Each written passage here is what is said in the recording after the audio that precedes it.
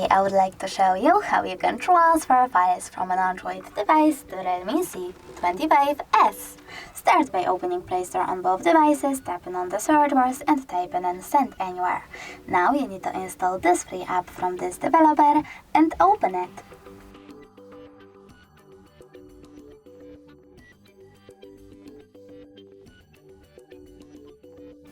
Over here, you need to choose I accept, confirm, continue, and allow on both smartphones.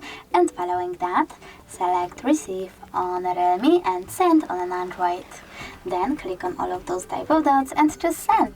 This way you will select all of your files and transfer them later on. It will take a while though, so I will go with only one file, just send and click on get it, only for example.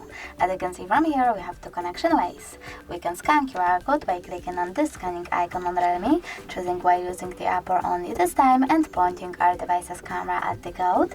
But we can also just input this key here and tap on receive. Now, after a couple of seconds, as you can see, my photo was successfully sent. Thanks so much for watching. If you enjoyed this video, leave a like, comment and definitely subscribe. Bye!